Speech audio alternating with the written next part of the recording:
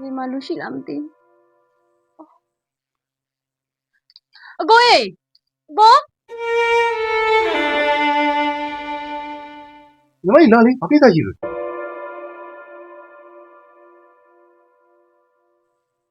ကိုရေအခုလောက်ကူညီပါအောင်ရှင် ဘာဖြစ်လာလို့ညီမ ဒီလိုပါကိုရေကျမစိတ်ဝေဒနာရှင်လေးတောက်သွားတာတခြားရွာတွေတော့ကျမလိုက်ရှာပါတယ်နေ့နေပြီကျမရှာလို့မတွေ့ဘူးအခုဒီရွာလေးမှမြန်ရှိမလားလို့အကိုကိုလည်းတွေ့ရတယ်ညီမဝင်လာပြီးတော့အကူကြီးတောင်းလို့ပါကို ဒါဆိုရင်ညီမဟုတ်မဟုတ်တော့ကိုမသိဘူးပြီးခဲ့တဲ့3-4ရက်က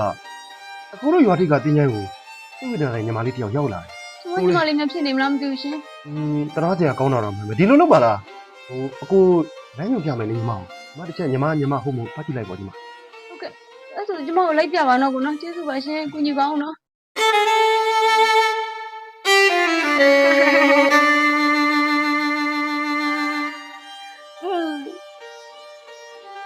သူကမိတာကိုလိုက်အဲ့ဟိုလည်းပိုက်စားတယ်လို့ပိုက်စားပါတယ်ဆိုမှတမေလာကျွေးကြဘူး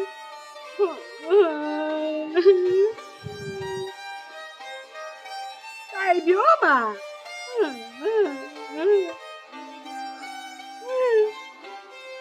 အဲ့စားတယ်တမေကျွေးဘူးလားလို့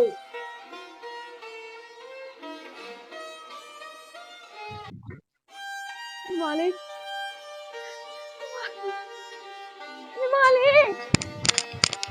ညီမလေး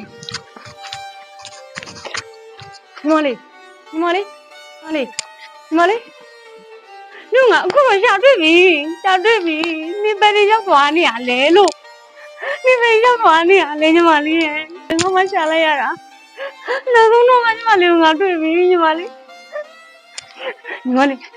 ဒီကိုနေပြန်ကြည့်အောင်ညီမလေးရဲ့ဒီကိုနေပြန်ကြည့်ပါဦးညီမလေးရဲ့မစဘောတစ္ဆာမရှိယောက်ျားတယောက်တော့ကြောင့်ညီမယူနေလို့မျိုးကြီးနေသေးလိုက်တော့ပါလားညီမလေးရဲ့မိုင်းနဲ့ပြန်လိုက်ခဲ့တော့ညီမလေးနော်မိုင်းနဲ့ပြန်လိုက်ခဲ့ပါညီမလေးငါဖိနေပြီဘယ်လိုပြောမှာတော့ဖိနေပြီဘယ်လိုပြောဖိနေပြီလေမိုင်းရဆောင်ချောက်မလို့ခရီးပေးတာလေညီမလေးမိုင်းကြိုးပါပြီညီမလေး